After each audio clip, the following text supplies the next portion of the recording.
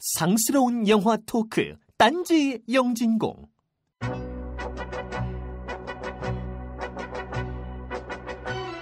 돈 내고 굳이 영화관을 갈 필요가 없습니다. 벌써부터 더운 이 여름에 각하는 현실을 호러로 만들어주셨습니다. 팬데믹의 세상에서 놓칠 수 없는 전염병 이야기로 딴지 영진공 문을 열겠습니다.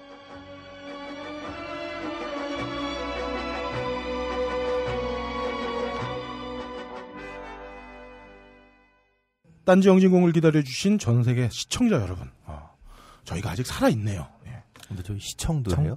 청취군요. 예. 네, 그렇습니다. 청취자 여러분 안녕하세요. 공개 방송 때는 시청도 가능합니다.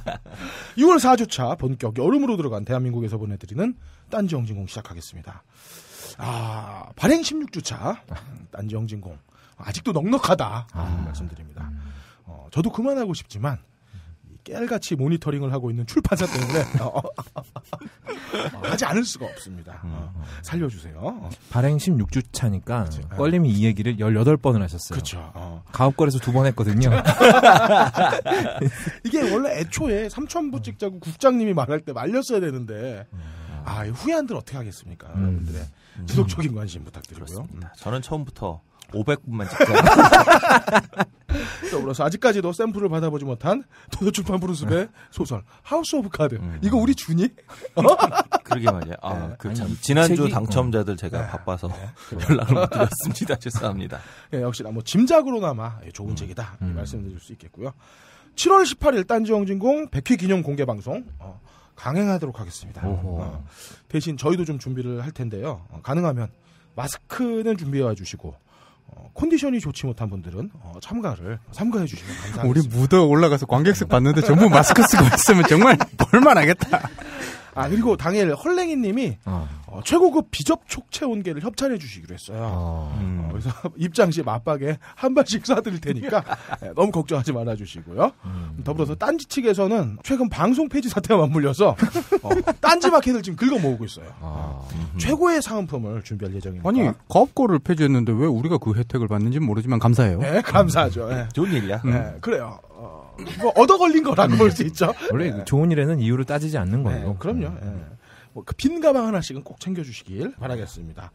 물론 현장에서 악성 재고인 딴지 영진공 강매도 진행할 예정입니다. 미리 구입하신 분들은 가져오시면 저자 사인을 받을 수 있을 거고요. 현장에서 구입하실 예정이신 분들은 방송별 게시판 저희가 지금 공지를 올려놨는데 글 댓글에 구입 요망이라고 작성해 주시면 감사하겠습니다. 입장료는 당연히 없습니다. 대신 딴지 카페에서 음료 2잔 사셔서 한 잔은 버리시는 거 적극 추천합니다. 그리고 그걸 왜 버려? 왜 버려요? 그냥 한 잔만 사시면 되지. 그 2잔 마시시죠. 공개 방송이 기니까. 그리고 저희가 오후 4시부터는 책상 쭉 놓고요. 동물원의 원숭이들처럼 일렬로 앉아 있을게요. 근데 이 동물들에게 먹이는 주지 마세요. 또 하나 사실 많이 얘기를 언급 못해서 미안한데 2년간 우리에게 꾸준하게 후원을 아끼지 않았던 무비스트 꼭 한 번쯤은 찾아가 주시면 진심으로 감사하겠습니다. 왜 무비스트도 요즘 안 좋아요? 그게 아니라 우리를 후원할 때랑 크게 어떤 그 페이지 뷰 차이가 안 나서 이제 마지막이니까 한 번씩 좀 눌러주시면 감사하겠고.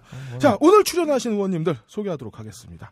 먼저 극장 앞자리에 앉으면 키 때문에 둘도 없는 민폐 캐릭터라 떨어져 앉고 싶지만 아내에게만큼은 지독한 감기처럼 안 떨어지는 인류학 박사 해비조님 나오셨습니다. 네, 반갑습니다. 해비조입니다. 다음으로 직장 상사에게는 성난 좀비 같지만 여친 앞에서는 이블데드 3의 개그 좀비가 되는 함장님도 나오셨습니다. 뒤바뀐 것 같은데? 그래요? 상사 앞에서는 개그 좀비인가요? 그럼요. 그럼 여친은 막 뜯어먹나요? 네, 한니발이네요. 대응하지 않겠어요. 네. 다음으로 머리 큰 좀비 거의 없다님 나오셨고요. 아니 소개가 뭐 이렇게 성의 없어. 아니 인간적으로 한 줄은 써줘야 되는 거 아니에요? 넌 네가 준비해 오자니. 예, 뭐 요즘 슬픔에 잠긴 거의 없답니다. 네. 네. 마지막으로 딴지 라디오의 섹시 숙주 딴지 영진공의 아이돌 바이러스 보균자 박세롬이 엔지니어도 함께하고 있습니다. 안녕하세요, 박세롬입니다. 뭐 박세롬이 엔지니어는 모든 게시판에 어떤 영역에서든지 다 언급이 되는 뭐 슈퍼의 스타 K부터 시작해서 영진공까지. 이 정도면 거의 전염병이다. 전염병에 가깝다. 그 매력에 모두가 지금 흠뻑 빠지고 있다. 진짜. 그런 걸로. 그런 걸로. 자, 업다님 이제 마지막이에요. 그러게요. 여기서 가업걸린 새 할 생각하지 말고. 감사했습니다. 네. 바로 지난주 똥 치우고 가겠습니다. 먼저 523-2902님 주라기 공원은 3부터 망작인데 왜 흥행하는지 모르겠다고 여쭤보셨네요. 마이클 베이도 돈을 많이 벌었습니다. 자, 바람쉼터님은 종교 영화 특집은 어떠냐고 하셨어요. 아쉽게도 이번 시즌은 좀 어렵겠다. 훗날을 기약해보고요. 미스터 디케이님은 명불허전 왕자의 게임 시즌 5라고 해주셨어요. 정말. 쌍알 마틴 형은 결코 기대를 저버리지 않고 마지막에 한 방을 또 많이 먹게 해주셨어요. 다음 시즌이 마지막이라면서요. 7시즌까지. 아직 2개의 시즌이 남아있죠. 그리고 영화 마지막에 한 편 하겠다고. 근데 책이 아직 마지막 편 출간이 안 됐잖아요. 근데 쌍알 마틴이 그 제작진한테는 결과가 어떻게 될 거라고 언급을 해줬대요. 그래서 이 양반이 이제 쓰기 귀찮았나 보네. 그냥 영화로 만들어라. 딴짓 많이 해요. 근데 왕자의 게임이 그러니까 이 전체 시리즈에서 일부인 거죠, 그러니까. 아니요, 그렇진 않아요. 소설 전체를 불과 얼음의 나라인가 뭐 하여튼 노래. 그거 넘어섰고요. 그래요? 1편의 제목이 왕좌의 게임이었고요. 그다음부터는 그냥 그 드라마 제목은 계속 그걸로 가는 걸로. 자, 완소수연님, I'm Not There에서 밥 딜런 연기를 한 사람은 틸다 스윈튼이 아니라 케이트 블란쳇이라고 똥을 치워줘요. 죄송합니다. 우리 정말 이거는 거의 정신 없었나 봐. 근데 두 분이 좀 비슷해요. 느낌이 약간 보이시한 그런. 짱가님까지 우리 다 같이 우리 아무 생각 없이 그냥 다 넘어가서. 저희 정말 죄송합니다. 저희가 나이가 이제 사자 달고 막 사자를 향해 가니까 정말 부끄럽더라고요. 그걸 보고 우리가 그랬네 그러고. 진짜 인지명 헷갈리는 거는 이건 뭐 어쩔 수가 없어요. 아니 뭐 우린 영화도 안 보고 팟캐스트 하는데 뭐. 자, 달님 벌써 영진공을 그리워해 주셨습니다. 그래도 아직 한 달이나 남았다는 거 기억해 주시고요. 콰이곤지님의 영진공 정주행 진도 따라잡은 것도 축하합니다. 시즌2 기다려주신다니까 감사합니다. 노력하겠습니다. 감사합니다. 아브락삭스님은 아직은 작별이 아니라면서 더 즐기겠다고 말씀하시고선 걸신 팬으로 완전히 돌아섰다 이거야. 이거 묘하게 좀 배신감을 느껴요. 뭐 절필선언을 딱 하더니 갑자기 걸신 글을 막 올리시는 거야. 절필선언이 내가 알기로 5시간을 못 갔던 걸로. 그리고 나서 제가 이제 뭐 이렇게 너브리님이랑 얘기한 거 쭉 쓰니까 이젠 자기는 이제 안 해. 포기하겠다. 근데 그 복귀 중간에도 계속 글을 썼어. 걸신이라 불러다오고. 그래서 저는 아브락사스님 마음은 되게 감사한데. 그렇죠. 마음만큼 행동에 못 가지 않았나. 특별히 복귀를 바라는 사람도 없었는데. 아니요, 제가 말했어요. 그래요. 놀고 있네 진짜. 죄송합니다. 자, 치즈파니님은 껄림 관시하지 말라고 타원들 타박해 주셨어요. 이건 정말 정말 치즈파니님이 한번 오서 보셔야 돼. 그렇습니다. 이분이 마지막에 근데 통쾌하더라 이렇게 말씀하셨는데. 왜 통쾌하죠? 당연히 통쾌하시죠. 자, 딴지 영진공 토렌트를 만들어주신 바바리안님에게도 거듭 감사의 말씀을 올립니다. 더불어서 잡식 가족의 딜레마 IPTV 기다린다고 해주셨어요. 이게 참 보기 힘들죠. 요즘 독립영화들. 까셔블랑 꽐라님 2번이나 닉이 나와서 좋아하셨는데 오늘로써 3번째입니다. 막줄에 영진공 비주얼 담당이신 그럴걸님이라고 지원해 주신 점 감사합니다. 이분도 그렇죠. 보셔야 돼. 아니지, 우리 영진공이 어떤 그 몽골리안의 그 방송임을 이제 내가 비주얼로 확인했다. 다른 사람이 얘기하면 모르는데 비조님이 그 얘기를 하면은 우리 같은 과예요. 제가 해드릴게요. 몽골리안의 비주얼을. 우리가 굉장히 인종적으로 공정한 방송이다. 그렇습니다. 그래요. 아시안만이 있어. 유러피안 전혀 없어. 자, 왜 아프리카계 하면 있잖아. 좋은 친구 투님 이제 신규 방송분 한 해 한 해가 소중하게 들린다고 해주셨어요. 95회는 2번이나 더 들으셨다고. 근데 우리도 2번은 안 됐는데 덕분에 폭스캐쳐를 다시 보셨다니 저희도 뿌듯합니다. 저도 폭스캐쳐 봤거든요. 저번 방송 듣고. 근데 진짜 불편하더라고요. 정말 보기 힘들더라고. 네 얼굴만큼. 자, 중간쯤까지 정주행 중이신 우주견공님도 감사합니다. 1, 2년 전 팟캐스트를 들으니까 예전 일기 뒤지는 기분이라시네요. 저희는 이제 쪽팔려서 못 듣는다. 그렇게 말씀드리고. 킨트님은 95회 들으면서 짱가님도 개그 욕심에 무르르는 거 아니냐 이렇게 말씀하셨어요. 저는 오해세요. 짱가님은 원래 개그 잘하세요. 네, 그럼요. 그러면서 일동형 한스진모 특집 안 하냐고 그냥 넘어갈 거냐고 웃겨주셨습니다. 그러게요. 네. 자, 링거스타님은 소림 축구 링크를 걸면서 저게 틴티나블 스타일이냐고요. 근데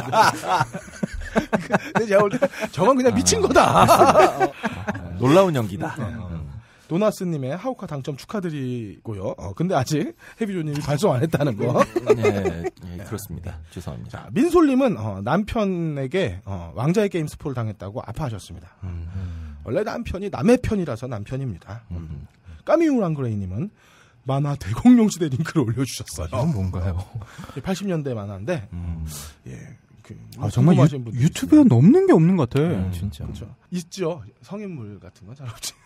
예, 그래요. 자, 제로원님. 자꾸 없다는 얘기 있다고 이 방송을 그렇게 만들어가지 말라고요. 성인물은 저기 XS 비디오를 찾아보시면. 저기서. 제로원님의 영진공 책 구매 후기도 감사합니다. 이분, 2년이 18년님. 이게 2 years 뭐 이렇게 18years 2년 28년님도 책 구매 후기를 남겨주셨어요. 사인해드릴 테니까 공개 방송 때 놀러 오시고요. 신샘님의 최근 각하 활동 근황 정리해주신 것도 감동 깊게 봤습니다. 마치 저게 미장센이다, 저게 프레임이다라는 외치는 것 같은 사진 놀라웠죠. 라이언 브레이커님의 재밌는 방송 부탁도 감사합니다. 그 밖에도 팟빵에 글을 남겨주신 엘리자베스, 카룬, JJR, 폰사따, 새날천사, 째마리, 북도님 감사합니다. 이 많은 분들 중에 모비스트가 후원하는 인터파크 프리엠의 거는 이번 주에 유일하게 똥을 치워주신 완소수연님께 드리도록 하겠습니다. 축하드립니다. 감사합니다.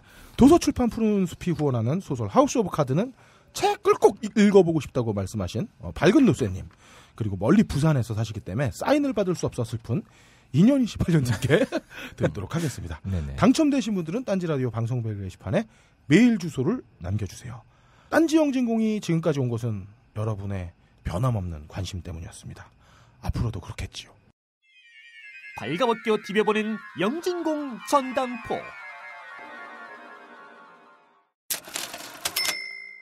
자, 예. 업다님이시네요. 네.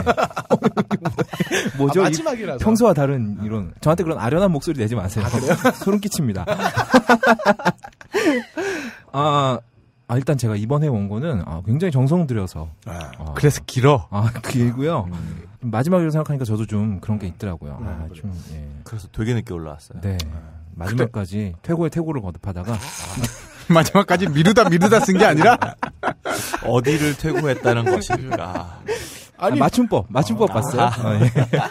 두 줄 늘어났던데? 6시간 동안? 주말에 내가 좀 놀러 갔다 오느라고 바빠가지고. 그래요? 예. 어쨌든 그래요. 거의 없답니다. 이제 여름인데, 바야흐로 호러 영화 보기에 딱 좋은 계절입니다. 네. 근데, 어째 요즘에는 호러 영화도 그렇고, 코미디 영화도 그렇고, 영화가 뉴스를 못 쫓아가는 느낌이에요. 뉴스 보다 보면은 요즘에 웬만한 호러 영화는 명함도 못 내밀, 끔찍한 소식들이 막 들려오죠. 호러 영화에서 관객을 공포로 몰아넣는 전통적인 스토리텔링 방식이 있습니다. 근데 그걸 우리 정부가 아주 그냥 제대로 답습을 해주고 있어요. 굉장히 효과적으로. 1단계 가게 되면 이제 굉장히 정확한 정보 없이 끔찍한 사건의 중간쯤에 관객을 밀어넣죠. 뭔가 이상하게 돌아가는데 영화는 정보를 주지 않아요. 이런 혼란과 무지는 공포 영화의 굉장히 좋은 재료입니다. 28위로 보셨죠? 영화. 네, 그래서 주인공이 오토바이 사고를 당해서 의식이 없다가 정신을 차려 딱 보니까 런던에 아무도 없는 거야. 그런 상황. 이런 상황의 세팅을 우리 정부가 지금 해주고 있죠. 제가 사실 오늘 아침에 되게 혼란스러웠던 게 꿈을 꿨어요. 각하가 나오는 꿈을 꿨어. 근데 되게 서로 되게 불편했거든. 뭔가 얘기를 하는데 되게 불편하고 힘들고 이런 상황이었는데 그게 무슨 내용인지는 기억이 안 나요. 딱 깼는데 딱 깨면서 이거 로또를 꼭 사야 되나라는 생각이 들었죠. 로또를 맥락도 없고 이어지지도 않고 껄림하고 같이 방송을 한 10회 정도 해보니까 포기할 건 포기하게 되더라고 바로. 얘기 시작하는 순간 난 알았어. 우리 2년째거든. 아니 시작하면서 좀 웃어주면 안 되나. 좀 재밌는 얘기인데. 예, 어디가 재밌었어요 거기서? 꿈에 각하가 나왔다. 각하가 나왔다는 사실이죠. 아무튼 그래요. 그리고 이제 2단계로 넘어가면 관객들을 현혹시키기 위해서 거짓 정보를 흘려요. 관객들을 안심시키기 위해서 거짓 정보를 흘리는데 뭐 건강하거나 젊거나 지병이 없는 경우에는 전염될 확률도 낮고 걸려도 죽지 않는다. 이런 정보를 막 흘리죠. 이런 정보를 순진하게 믿은 관객들이 1차 마음을 놓습니다. 그러나 이건 낚시일 뿐이죠. 나이트 샤말란이 말했습니다. 사람들이 믿게 만든 다음에 그걸 파괴한다고. 3단계는 당연히 그 정보가 거짓이었다는 충격적인 반전일 거고요. 뭐 이건 뭐 두말할 필요 없겠죠. 유력한 용의자들이 또 다른 시체로 발견되거나 원인과 치료법을 발견했다고 생각했는데 실은 전혀 뻘짓이었다는 게 밝혀지거나 자 이렇게 되면 관객들은 다시 혼란에 빠집니다. 2단계쯤 되면은 영화에서 제공하는 정보는 전혀 믿을 수가 없어요. 이게 혹시 나를 낚으려고 고의로 이런 정보를 흘리는 게 아닌가. 이런 상황에서 공포는 더욱 증폭됩니다. 대표적인 게 링이죠. 주인공이 그 사다코의 저주를 풀었다고 생각을 했는데 같이 다니던 남자가 죽어버리죠. 주인공 극도의 혼란에 빠지게 되고요. 저런 것도 있었죠. 그 워킹데드에서 그 치료제를 개발할 수 있는 학자가 그렇죠. 나중에 밝혀지죠. 스포일러 하실 뻔했어요. 네. 밝혀진다고요. 아주 위험해요. 4단계에서는 이제 이런 끔찍한 일이 벌어지고 있는 게 다름 아닌 너의 주변, 너의 등 뒤라는 걸 밝히면서 관객 또한 예외가 될 수 없음을 암시하면서 영화가 끝납니다. 왜 좀비 영화에서 보면 지도가 시뻘겋게 칠해지면서 그렇죠. 좀비의 창궐이 한 지역이 아니라 전 세계다. 이렇게 마무리하는 방식인데요. 여기까지만 해도 충분히 공포스러운데 우리는 여기서 한 단계 더 나갑니다. 5단계 확인 사살로 나아가죠. 이 단계에서는 주로 이제 상징적인 인물이 등장을 합니다.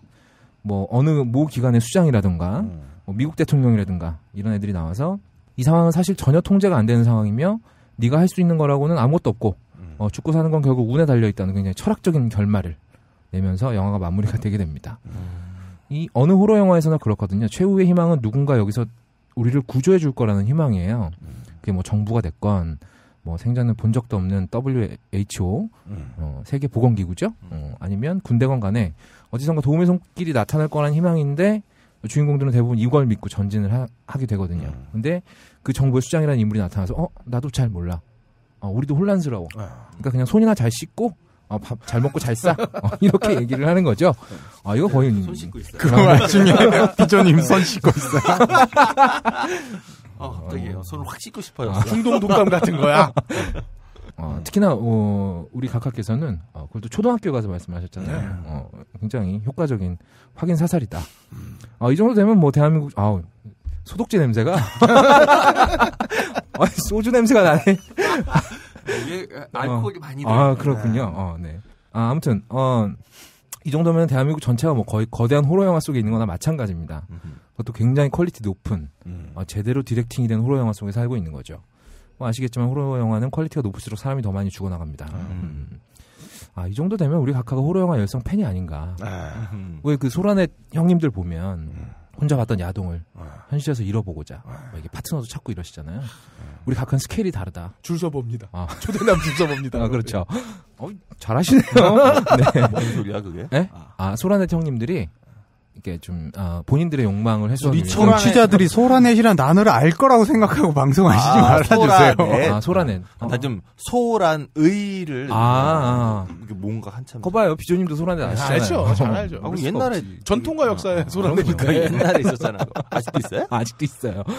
왜 아직도 있지? 지금 굉장히 사이트가 굉장히 엑조틱하게 바뀌었어요. 넘어가고요. 아무튼 이렇게 우리 각하는 스케일이 다르게 전 국토의 호러 영화화 이걸 진행하고 계신 게 아닌가. 아님 말고요. 네. 그렇습니다. 그래서 오늘 다뤄볼 영화들은 호러 영화 중에서도 대규모 전염병을 다룬 호러 영화들 되겠습니다. 뭐 어지간하게 사람 죽어나가는 호러 영화는 지금 우리한테는 호러도 아니죠. 지금 이런 상황에서도 무서우려면 적어도 전지구급 전염병 영화 정도는 돼야 무섭습니다. 다음번에 나왔을 때는 아포칼립스 영화를 다뤄야 되는 게 아닌지. 네. 매번 다음번을 약속하고 가는데 이게 마지막이야. 그러네. 그래요. 참고로 아포칼립스 영화는요, 이렇게 전염병이 돌아서 지구가 멸망한 다음의 얘기입니다. 아무튼 그런 영화는 다루지 않았으면 하고요. 아포칼립스 장르를 그렇게 불러요? 네. 그러니까 세기말 이후 장르. 멸망 이후 장르들이죠. 멸망을 다루는 게 아포칼립스가 아니라? 뭐 매드맥스인가 그러면? 뭐 매드맥스도 그렇게 되고요. 나는 전설이다 뭐 이런 영화들이죠. 이렇게 전지구급으로 전염병이 퍼져서 사람들이 때로 죽어나가는 영화들을 팬데믹 영화라고 합니다. 팬데믹이라는 말은 지금까지 제가 한 번도 안 만나봐서 도대체 누군지 알 수 없는 사람들인 WHO에서 정한 전염병 경보 단계 중에 6등급, 최고 등급이래요. 이거 다 알고 계시나요? 네. 예. 그렇군요. 넘어가죠. 네. 전 세계적인 범유행 상태가 되었다라는 뜻이라고 합니다. 지금까지 이런 팬데믹 레벨의 질병들이 여러 차례 있었는데 가장 최근에는 신종플루가 2009년에 이 팬데믹이 선언이 됐었죠. 이런 팬데믹 상황을 가장 효과적으로 써먹는 호러 영화 장르가 있습니다. 바로 좀비 영화들이죠. 좀비의 창궐이라는 게 사실 이제 노골적으로 전염병의 대유행을 은유하고 있는 거나 마찬가지이기 때문에 멀쩡한 사람이 죽은 다음에 좀비로 살아나거나 아니면 살아있는 상태로 좀비가 되거나 하는 과정이 질병의 창궐하고 굉장히 비슷하죠. 그리고 미생물이나 바이러스 때문에 이런 일이 벌어지는 것도 비슷하고요. 사실 전염병 영화를 전지구급으로 만드는 건 쉬운 일이 아닙니다. 일단 로케이션 비용만 해도 장난이 아닐 거고 전염병으로 기침 몇 번 하고 픽 쓰러져서 죽어 자빠지는 걸로는 뭔가 비주얼적인 요소가 부족하죠. 그래서 팬데믹 영화들은 좀비물과 크로스오버하는 경우가 많습니다. 대표적인 게 브래드 피트가 나왔던 월드워 Z겠죠. 팬데믹 영화에다가 좀비를 끼얹으면 액션 영화도 가능하고 전쟁 영화도 만들 수 있어요. 거기에 뭐 좀비 대가리 깨부수는 자극적인 재미도 있을 거고요. 자, 효시라고 부를 만한 작품은 역시 이 사람의 손끝에서 제일 먼저 나왔습니다. 조지 A. 로메로 감독의 73년작 더 크레이지즈입니다. 복수죠, 복수. 아니 살아있는 시체들의 밤 아니에요? 68년작. 거기 좀비들은 죽었다가 살아난 시체들이고요. 이건 살아있는 상태에서 바이러스에 감염돼서 좀비로 변하는 그런 시초는 더 크레이지즈고요. 복수 앞에 더가 붙었으니까 미친놈들이란 뜻이겠죠.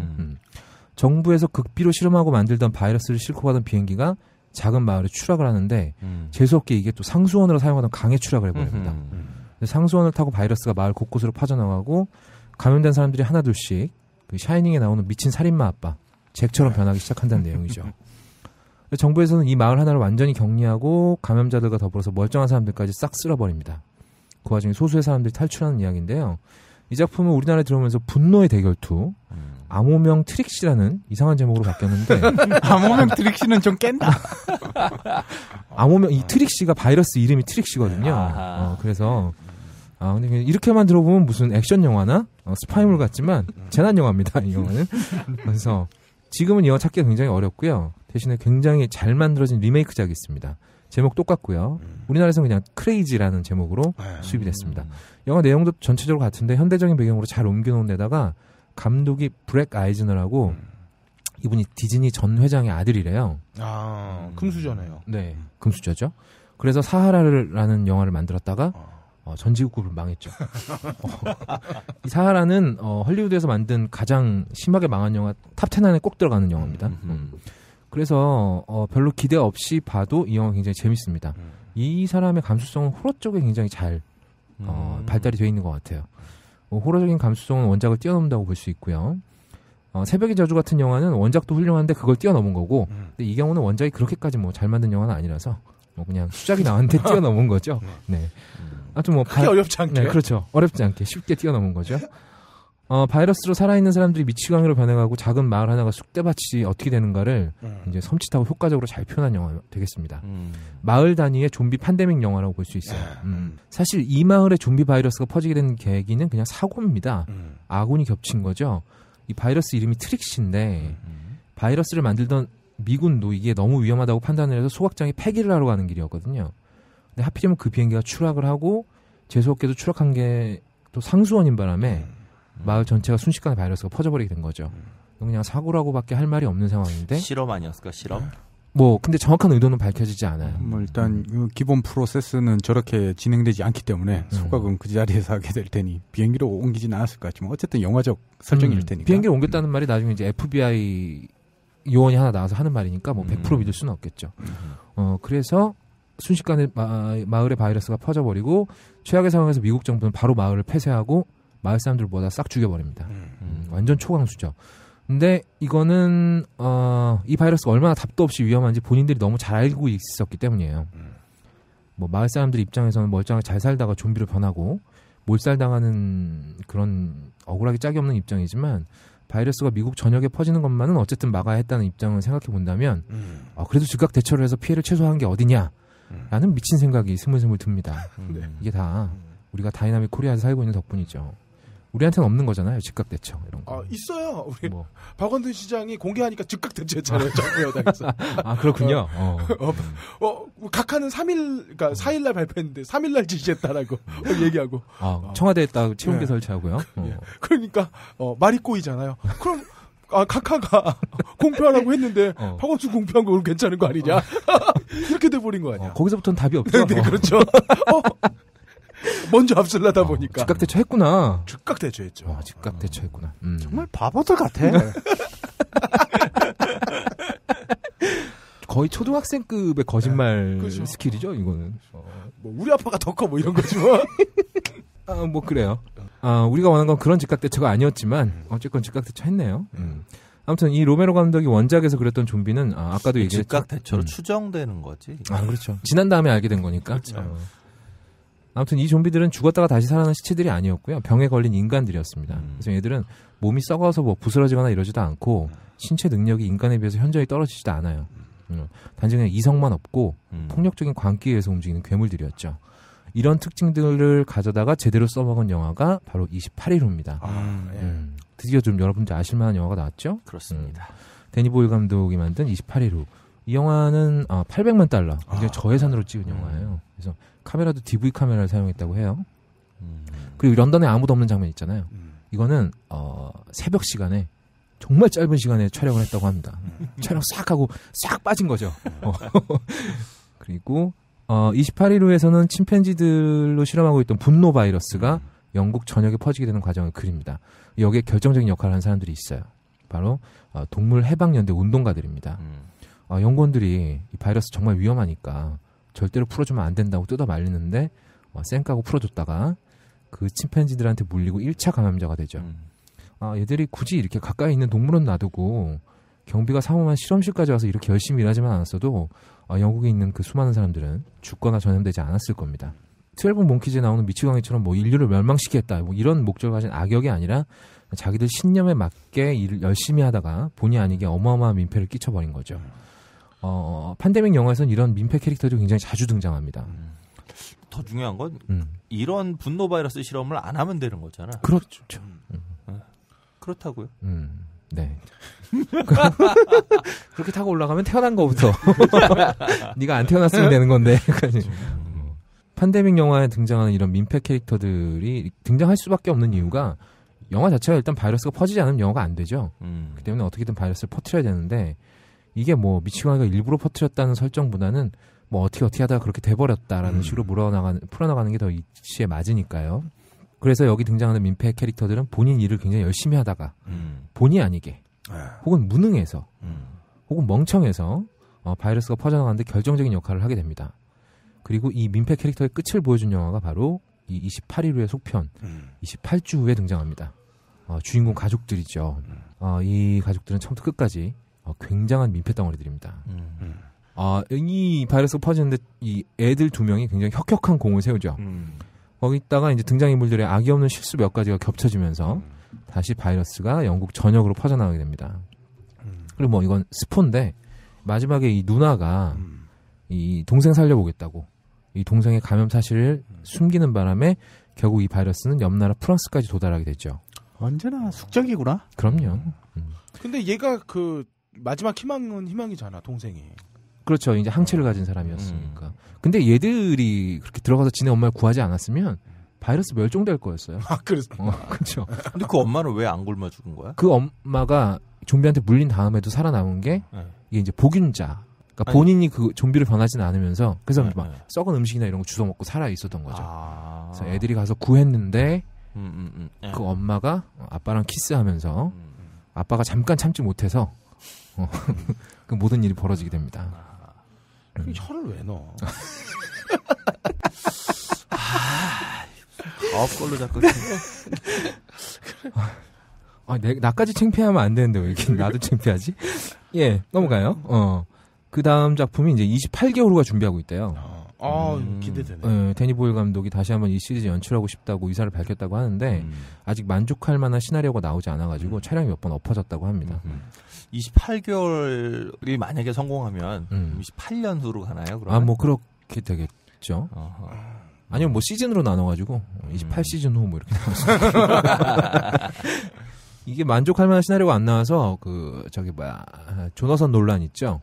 그 논란 감독의 형제죠. 그분한테까지 시나리오를 부탁을 했다고 하는데 뭐 지금은 괜찮은 시나리오가 나왔나 봐요. 곧 크랭크에 들어간다고 합니다.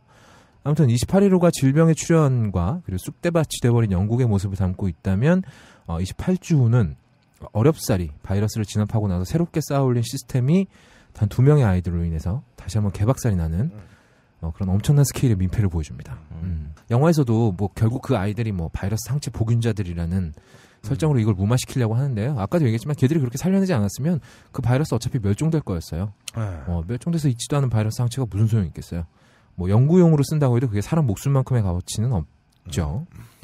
뭐 아무튼 이런 애들 때문에 애꿎은 호크아이 그리고 호러영화 전문 여배우죠 로즈번 이 두 사람은 거기에 휘말려서 희생되고 또 수많은 사람들이 죽거나 감염돼서 뭐 비명행사하는데 감염 안 된 사람들도 엄청나게 죽어나갑니다.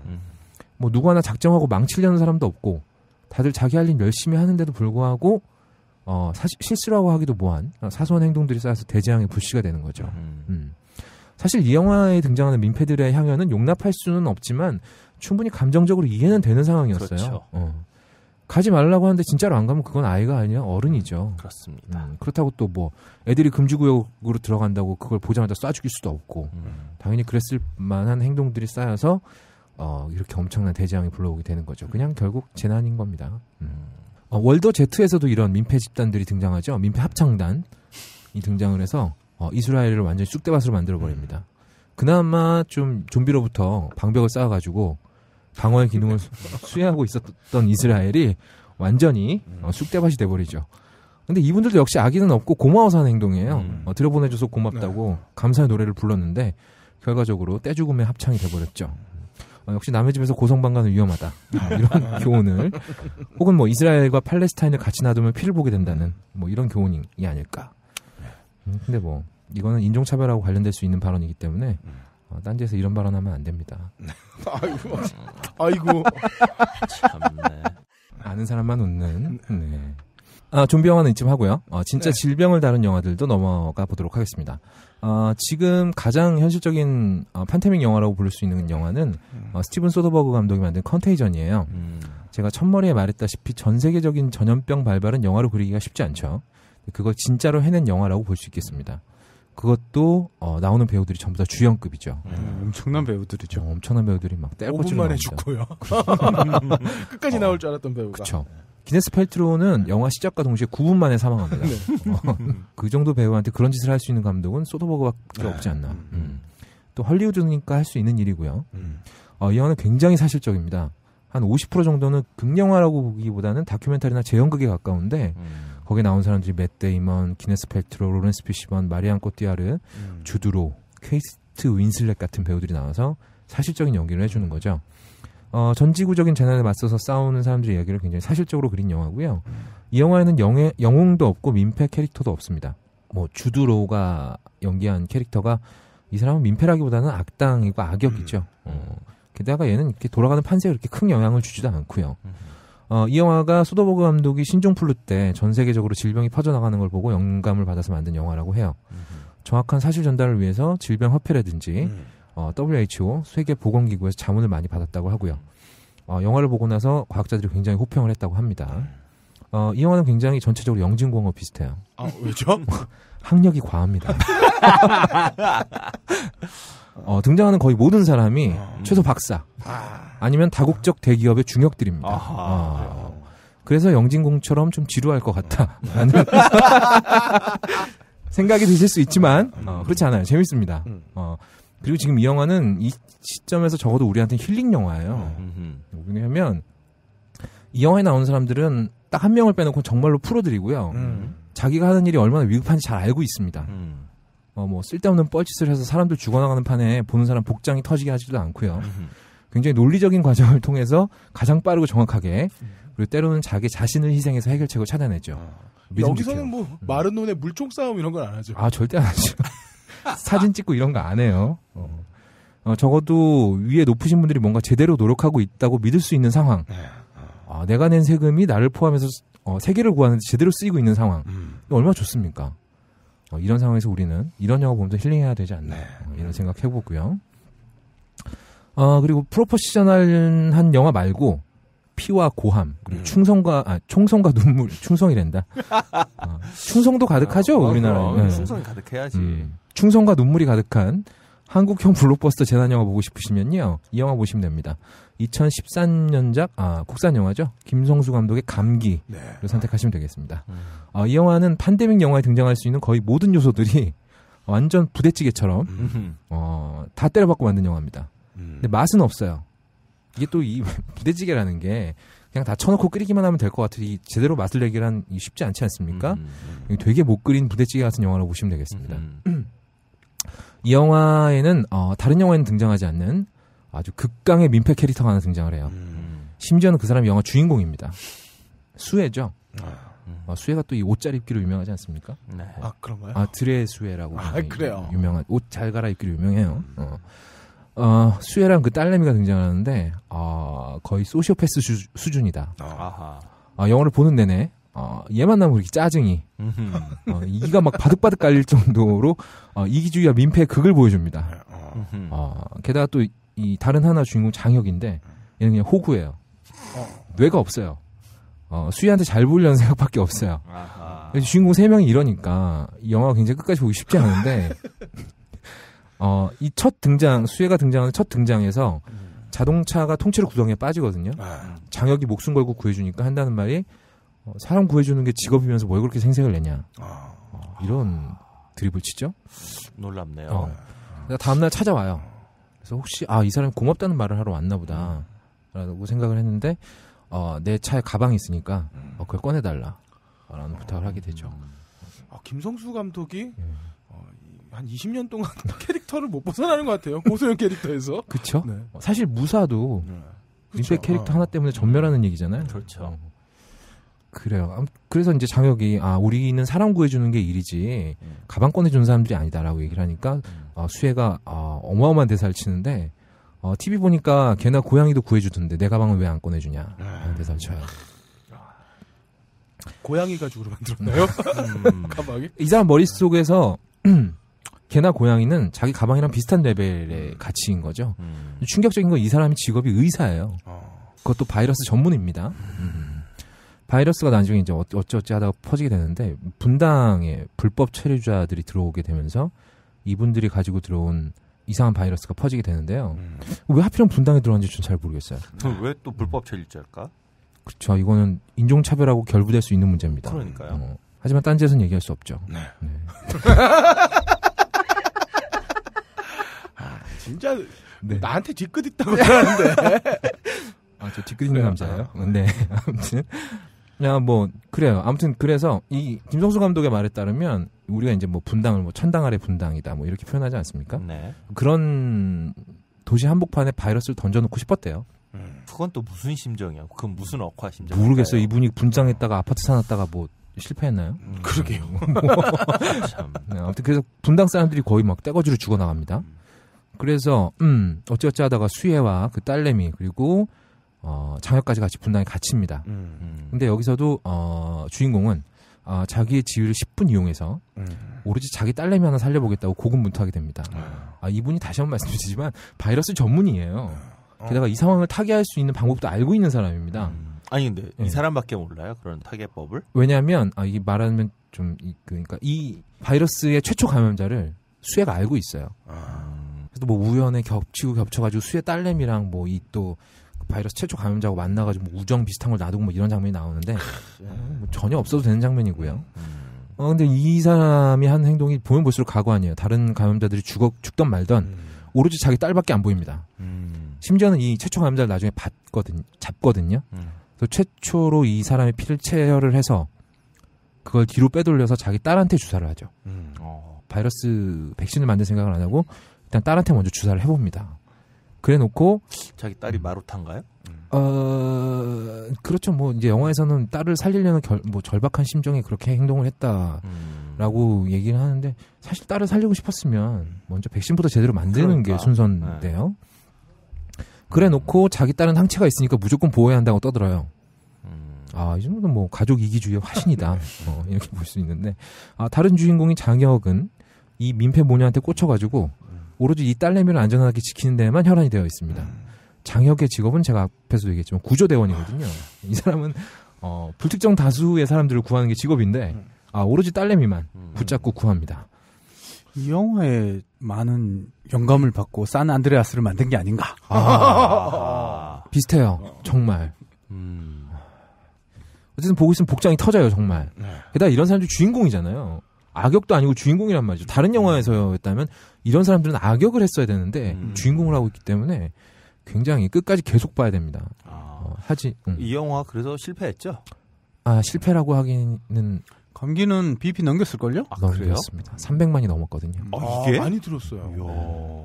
이런 규모의 대규모 팬데믹 영화를 우리나라에서 만든 게 또 처음이기 때문에 그런 것도 있었고 또 뭐 좀 그런 게 있어요. 왜 그 우리나라 사람들이 좋아하는 정서를 좀 많이 자극하는 요소들이 있어요. 여기 국뽕도 들어가 있어요. 다량 함유되어 있습니다. 참고로 대통령이 차인표죠. 차인표입니다. 기가 막히네. 그런 대립구도 있잖아요. 대통령은 국민들을 살려야 한다라고 나서고 그 세계보건기구인가요? 거기도? 네, 거기 미군에서 파견된 애가 하나 있는데 몰살을 시켜야 된다. 다 죽여야 된다. 그래서 차인표가 굉장히 엄청난 대사를 날려요.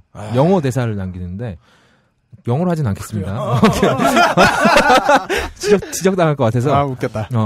다 죽여야 된다고 하니까 막 차인표 그 분노의 칫솔질하는 그 표정 있잖아. 도끼 눈을 뜨고 저 사람들은 내 사람들이야 이러면서 국뽕을 그냥 한 사발을 부어주는데 국민이 뭐 질 거야. 네. 그냥 영어로 표현해서 그래요. My people이라고 얘기했기 때문에. My people. 제가 영어로 대사를 읽고 싶은데요. 복수형이 지금 생각이 안 나서. people은 복수형이 같은데. 아니 뭐 그 앞에 있잖아요. 네. 넘어가요? 네, 알겠습니다. 아무튼 나도 이 영화 되게 보기 힘들더라고. 보긴 봐야 되는데 막 차인표가 나와서 정말 그 스테레오 타입의 국민을 위하는 막 보고 있으면 온몸이 꼬이지 막 공간이 시공간이 오그라드는 막 이런 대사들을 막 쳐요. 젊은 한성기. 네. 근데 그래요. 근데 사실 이 영화는 처음부터 끝까지 말이 안 돼요. 웃기잖아요. 네. 우리나라 도시를 폐쇄하는데 왜 미군이 나섭니까? 거기다 이제 감독은 여기다 또 말도 안 되게 전작권 회수라는 테마를 덮어씌우거든요.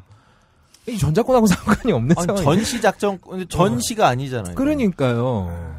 여기서 이 사람이 무슨 WHO에서 파견한 사람이라거나. 그래도 이런 명령을 내는 건 말이 안 되는데. WHO는 권고할 수 있지. 권고를 할 수 있지. 권고는 할 수 있지. 근데 미국 정부에서 나온 애가 분당 사람들 다 죽여버릴 폭탄 투하라고 막 나오니까. 나중에 또 주인공 딸내미가 얘가 이제 또 그 분당의 그 지옥도 안에서 유일하게 혼자 항체를 갖고 있는 사람이잖아요. 얘를 살려야 되거든요. 영화적인 설정에서는요. 그리고 원래 최초 감염자는 또 우리나라 사람 아니잖아요. 죽여버립니다. 오로지 이 딸내미를 살려야 되는 상황에서 이제 또 계엄령 비슷한 것도 나오고요. 5.18 같은 느낌이 나는 군중들이 나와가지고 이런 장면들도 있고요. 굉장히 한국적인 영화다. 저는 이 영화를 보면서 굉장히 인도 영화가 생각이 났어요. 아니, 저는 궁금한 게 이 영화를 이렇게 길게 소개해야 할 만한 가치가 있어요? 근데 이 영화가 힐링 영화예요. 그래요? 그래요? 왜냐하면 어느 포인트가 힐링이 될까? 맨 마지막까지 기다리면 수혜가 총에 맞습니다.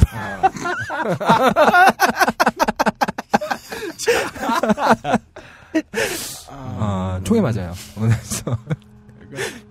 죽나? 근데 죽지는 않고요.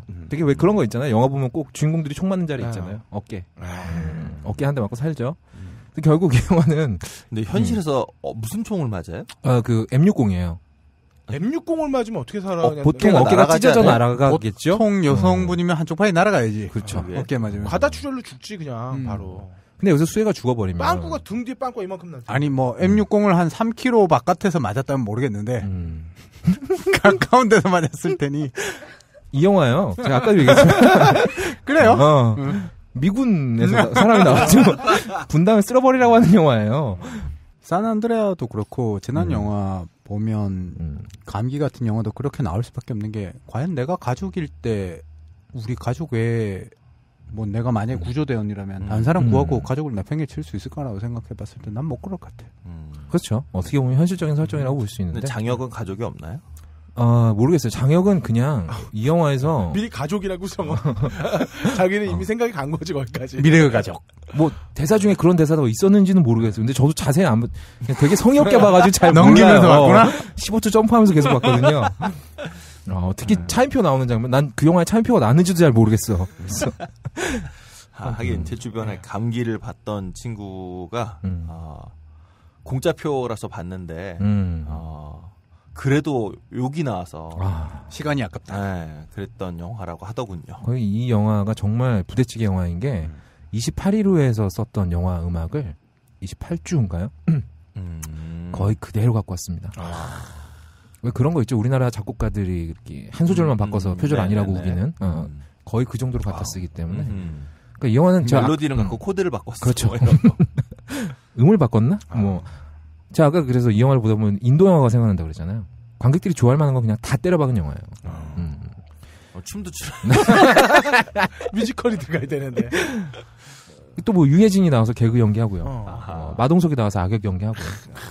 이거 뭐 참. 다 때려박았다는 말이. 아무튼 그래요. 그래서 마지막에 이 영화의 유일한 가치는 마지막에 수혜가 총 맞는 장면이다. 이런 민폐적인 인물을 되려 영웅으로 포장하는 어이없는 영화 되겠습니다.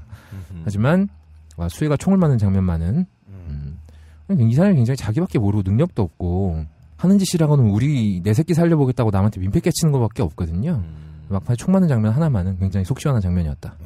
근데 뭐 우리 가족 살아보겠다 다 좋은데 능력이 없어요? 그 뭐 아까는 유일한 뭐를 갖고 있는 이게 또 본인의 능력이 굉장히 뛰어나서 알고 있는 게 아니고요. 네, 어쩌다 보니까 우연히. 장혁은 이 영화에서 거의 히어로예요. 슈퍼히어로입니다. 그렇게 접촉을 하는데 얘는 안 걸려요. 지금 이미 대본은 끝까지 왔는데 어떻게 마무리할지. 감기 때문에 충분히 러닝타임 확보가 됐고 이쯤에서 마무리하겠습니다. 제가 오늘 이렇게 마무리를 제대로 안 써온 게 아쉬워서 그래요. 네, 마무리를 내면 영진군 진짜 끝이구나. 정말 날림으로 썼구나. 그렇게 자전거 타고 오지 말고 버스 타고 오면서 그 안에 써. 아니, 어떻게 마지막을 이렇게 날림으로 쓸 수가 있는 거지? 시간을 4주 줬는데. 쓸 시간을. 그래서 오늘의 결론은 이거예요. 굉장히 현실적인 재난 판테믹 영화를 보고 싶으시면요. 컨테이전을 보시면 됩니다. 이 컨테이전은 과학자들도 굉장히 인증을 했을 만큼 정말 이런 전지구적인 전염병 상황에서 어떻게 행동을 하는 게 가장 현명한가에 대해서 올바른 정보도 같이 전달을 해주는 영화거든요. 이런 영화를 보시면 되고요. 국뽕에 흠뻑 취하고 싶으신 분들은 우리 또 멋진 차인표 대통령이 나오는 감기를 보시면 되겠습니다. 40분이나 시간을 드렸는데 전염병 영화로 시작해서 걸작으로 마무리를 하는 한계다. 이게 저는 오늘의 주제는 민폐 캐릭터였잖아요. 그래서 그거를 지금 직접 그랬어요. 민폐가 되어서 제가 스스로 민폐가 되는 방송이 민폐가 되는 메소드 진행자시네요. 네, 메소드 진행자 역할을 해주셨어요. 자, 그래요. 긴 시간 동안 우리 가옥걸도 망했는데 메소드 진행을 해주신 거의합다님 우리 박수로 이 시간 마무리해 보겠습니다. 수고하셨습니다. 영화 음악의 A to G 영화 딴따라. 자, 영화 딴따라 시간입니다. 해비조님. 네, 28일 후에요. 28주 후를 또 하게 됐네요. 우리가 좋아해요. 네. 데니보이를 아니면 좀비를 둘 다. 딱 고를 때잖아요. 그리고 뭐 할까 이랬는데 없다가 28주 해달래. 여기 음악이 제가 좋아하는 뮤즈의 음악도 나오고 해서 사심 가득한. 그럼요. 그렇군요. 좋아요. 그래서 안 틀을 거예요. 28주 후 영화 보고 그러면 되게 찝찝해지죠. 그렇죠. 네, 이게 무슨 좀비가 나서 찝찝한 것도 아니고 그다음에 아까 얘기했던 민폐 캐릭터도 아까 잠깐 얘기 나왔던 것처럼 민폐라서가 아니라 사람들 다 착해. 그렇죠. 나쁜 놈이 없어요. 악당이 없어요. 근데 이렇게 착한 사람들이 선의로 이렇게 행동을 했는데 이게 모여서 현실을 그냥 쫄딱 망하게 만들어 놓으니까 놀라운 나비 효과. 네, 이게 되게 그 찜찜해지게 만드는 뭐 그런 거죠. 착한 사람도 이 정도인데. 그러니까. 그러고 보면 영진공이 100회까지 온 건 대단해요. 대단한 거죠. 착하지도 않은 사람들이 모여가지고. 그래서 100회까지 온 거예요. 아니 뭐 애가 엄마에 대한 어떤 사랑과 추억과 기억을 확인하고 싶은 거 이거 뭐 당연히 아름다운 일이고. 그렇죠. 그다음에 인류를 구할 수도 있을 백신을 개발하려고 하는 과학자. 이거 뭐 그 노력을 우리가 뭐라고 할 수 없고요. 게다가 과학자는 이쁘고요. 그렇지. 또 사랑하는 사람이 생환을 했는데 또 미안함과 기쁨이 같이 있어서 그렇죠. 어쩔 수 없고 또 애들고 뭐고 다 죽이라고 명령을 하는데 아이들까지 죽이는 건 또 어떤 군인이라 하더라도 또 양심에 걸리는 일이잖아. 그래서 아이를 죽이지 못하는 군인. 또 전우를 버리고 할 수 없는 우정까지. 그렇죠. 이건 뭐. 굉장히 아름다운 단어들이 많이 나오네요. 네. 사랑, 추억, 뭐 노력, 네. 기쁨, 막 정말 놀라운 인류애다, 인류애. 그러니까. 그러니까 이렇게 각자 한 사람 한 사람의 행동 안에는 분노 따위는 있을 수 없는 다 아름다운 모습인데 이러한 그 선한 행동이 모여지니까 어마어마한 우리 모두의 공분을 일으키는 공포스러운 현실이 만들어진다는 게 이 영화의 얘기죠. 저는 약간 이렇게 생각했어요. 이 감독이 관객에게 당신들 개개인이 나는 질서도 잘 지키고 또 약한 사람도 어떤 긍휼히 여기는 그런 마음도 가지고 있고 그다음에 또 우리 가족의 행복이 나에겐 최우선이고 그거면 난 족하다 라고 말하며 살아가는 사람들 이런 사람들은 당신들 개개인이 말하는 그 얄팍하고 잘나고 착한 선함이 결과적으로 우리 모두를 파멸로 몰아갈 수 있다라고 경고하는 느낌? 감독 이름이 스페인 분이라 후안 카를로스 프레스나디오 감독이에요. 근데 이 사람 영화를 다 본 건 아닌데 제가 그 미국 와서 만든 영화 하나 봤었거든요. 갑자기 제목이 기억 안 나네. 근데 어쨌든 그 영화도 보면 뭔가 이렇게 현실과 환상을 막 오가는데 뭔가 모호한데 다 착해요 거기도. 근데 다 이렇게 죽어나가는. 그래서 이 감독이 바로 그 신비스러운 일들을 그러니까 우리가 이해하지 못하는 일이 벌어졌을 때 이런 건 신비하다고 많이 얘기하죠. 신비한 게 사실은 우리가 이해 못하는 일인 거잖아요. 근데 이런 현상에 대해서 순수한 눈으로 바라본다는 그 이름 하에 무지한 행동들을 네. 순수함 이름으로다가 이렇게 했을 때 이것들이 겹쳐져서 어떠한 기괴한 현실이 되는가. 그러니까 거의 데니 보일 감독이 직접 감독을 했던 28일 후에서는 국가라고 하는 존재 그리고 그 국가가 가지고 있는 물리적인 폭력의 독점 이런 거에 대해서 경고를 하고 있다면 28주 후는 데니 보일이 직접 영화를 만든 건 아니죠. 제작에 참여했죠. 네. 이 28주 후에서는 데니 보일 감독이 뭐 직접 쓴 건 아니지만 앞서 말했던 그런 그 국가와 국가가 독점하고 있는 폭력이라고 하는 그러한 시스템이 사실은 특별히 탐욕스럽고 악한 사람들이 뭐 나서서 그러한 국가 시스템을 혹은 폭력적인 국가의 시스템을 유지하는 게 아니라 주변에 선한 사람들이 나름의 선한 의지로 하고 있는 일들 굉장히 선하고 아름답고 착한 분들이 딱하고 불쌍하고 그래서 이렇게 표도 주고 다 이런 거 아니겠어요? 다들 나름 선한 의지들이 그냥 착한 거잖아. 이 부모님이 안 계셔서 얼마나 긍휼을 여기고 눈물이 나고. 눈물은 좀 어려워요.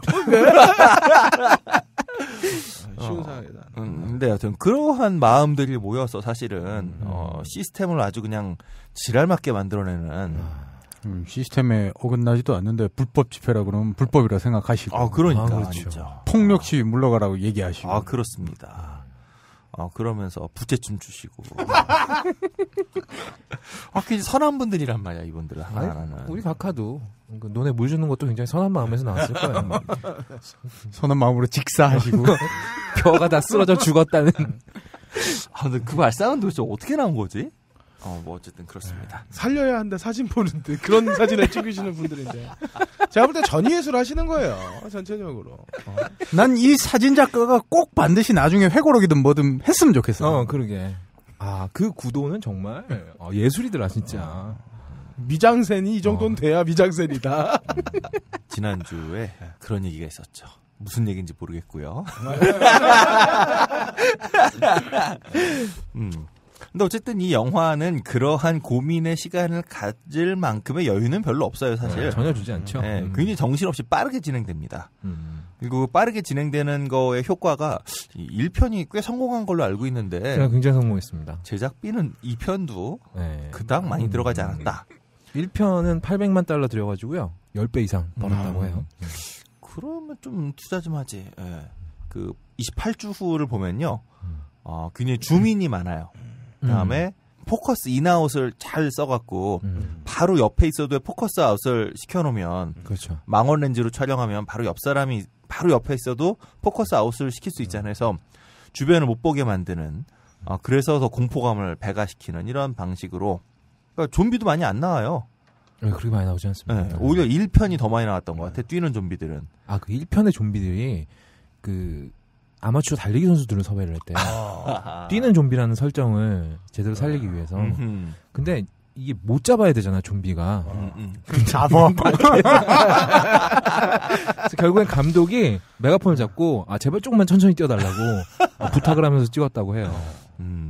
섭외를 잘못했네. 그러네. 그러니까 아마추어를 섭외했어요. 프로가 아니어서 못 뛸 거라고 생각을 했나 보지. 뭐 그렇더라고요. 이번에 그 28주 후에는 좀비가 많이 등장하지도 않고요. 이렇게 능선 위에 줄을 서 있는 게 주로 많죠. 이번에는. 그렇죠.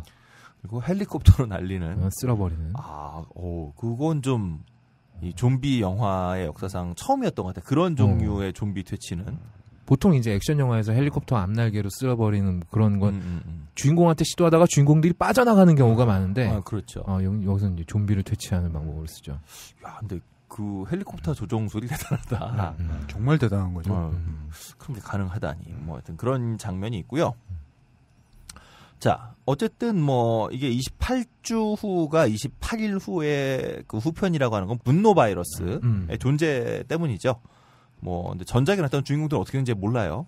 그렇죠. 런던에 오셨는지도 모르고 뭐 주인공도 이제 바뀌었고 그다음에 실질적으로 주인공의 상당수 그 아까도 얘기 나왔던 것처럼 아이돌 쓸어버리는 것을 거부한 스나이퍼. 뭐죠? 지금 저희 이번에 어벤져스의 호크아이. 다들 본명은 얘기하지 않아. 제레미 레너입니다.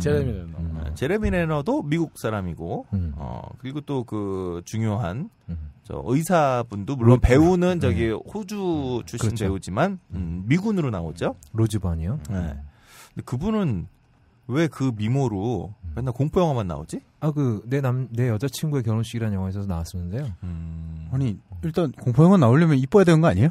근데 이게 공포영화 나와서 이렇게 벗고 보여주는 역할이 아니잖아요. 그건 몸매가 이쁜 거고.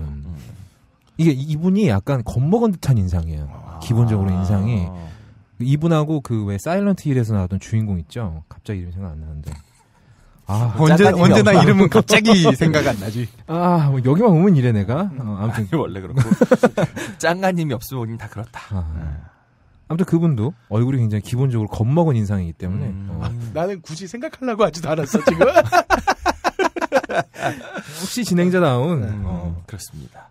아니 근데 난 진짜 공포 영화에서 매번 볼 때마다 굉장히 매력적이 이쁜데 왜 멀쩡한 영화에서는 기억이 없지? 약간 뭐 그런 느낌을 항상 받았어요. 뭐 어쨌든 이 영화는 그래서 사실은 28일 후와 28주 후는 분노 바이러스라는 거 빼고 나면 전혀 다른 영화임에도 불구하고 영화를 보는 내내 텅 비어있는 런던 거리와 함께 자꾸 이게 28 시리즈구나 라고 하는 걸 확인할 수 있게 되죠. 왜냐? 같은 테마 음악이 나오니까. 그렇죠.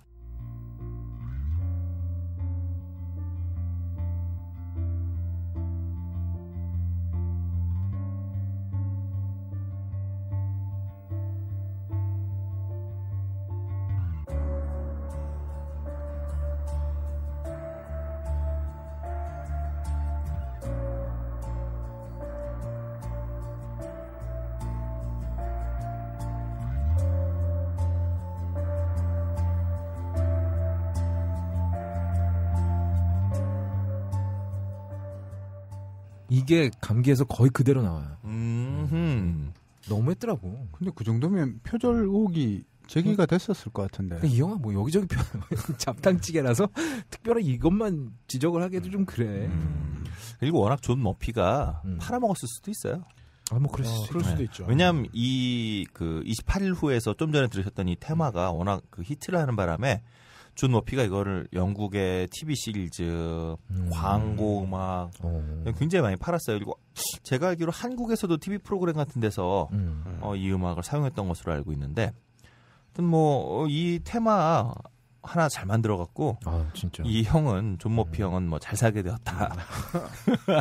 거부가 되었다. 거부까지는 몰라도 하여튼 네. 원래 이분이 저기 80년대 말부터 그런 신스팝, 신스락 밴드 하던 분이거든요. 네, 근데 뭐 그때 별 재미 못 보다가 영화 음악으로 변신하고도 그냥 그러다가 저예산 영화 28일 후에서 한번 맡았다가 네, 그 테마 하나로. 근데 진짜 강렬하잖아요, 이 그쵸. 음악이. 뭔가 이렇게 황량하기도 하고, 그러면서 또 강렬한 또 그 디스토션이 들어가 있는 기타를 조금만 입히기만 하면 똑같은 테마를 연주해도 굉장히 강렬해지기도 하고, 곡 하나 잘 써서 훌륭하게 잘 살고 있다.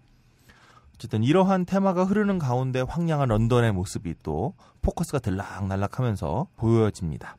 그리고 이번 영화에는 그 전작보다 28일 후보다 훨씬 더 강렬해진 일렉트로닉 사운드를 더 많이 썼어요.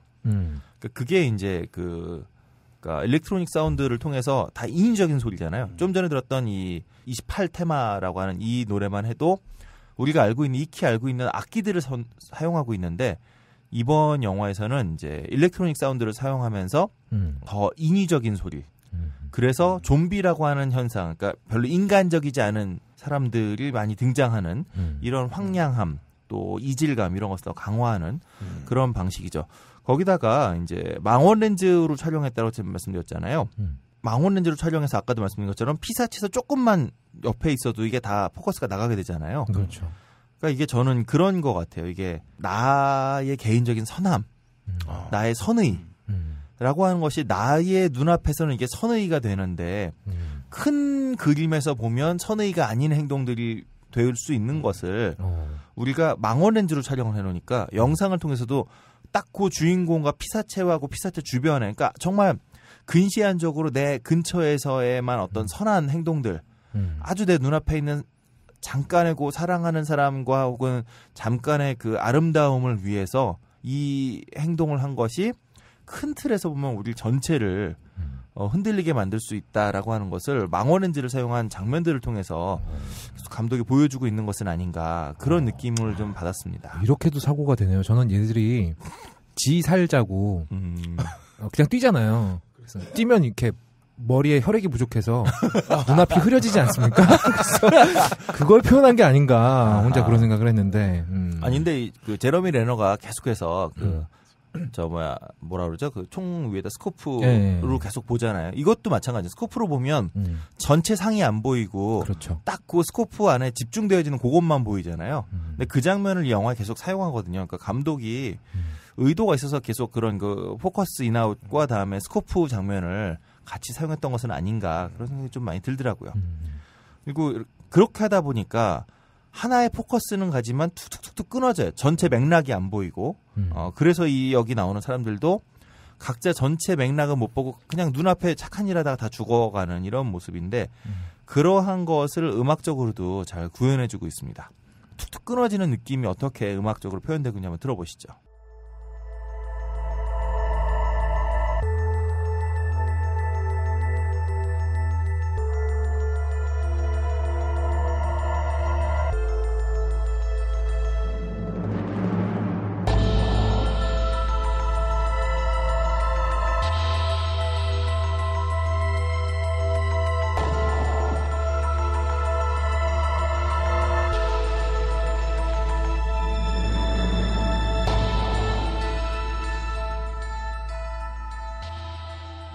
마치 판이 튄 것처럼. 네네 그렇습니다. CD 튄 것처럼 뭐 그렇습니다. 그런 느낌. 그런 느낌. CD와 판의 이 세대 차이. 진짜. 어쨌든 28일 후가 어떤 몇몇 개인들이 확실히 주인공이잖아요. 그렇죠. 그래서 이 개인들에게 그 포커스를 주고 이 개인들의 감정의 변화 이런 것들을 관객이 좀 공감하게 만들었다면 사실 28주 후는 주인공이라고 할 사람들이 있긴 하지만 이 사람들의 감정에 별로 우리가 동화가 안 돼요. 맞아요. 그러니까 아이가 엄마를 그리워하는 거 이해는 하지만 그렇다라고 해서 저렇게 나가도 되나? 약간 이런 느낌. 그다음에 뭐 그 의사의 행동들을 봐도 근데 저거를 빨리 보고를 하든지 뭘 해야지. 저렇게 혼자 꾹 누르고 있다가 이렇게 끝까지 몰고 가야 되나? 막 이런 장면들.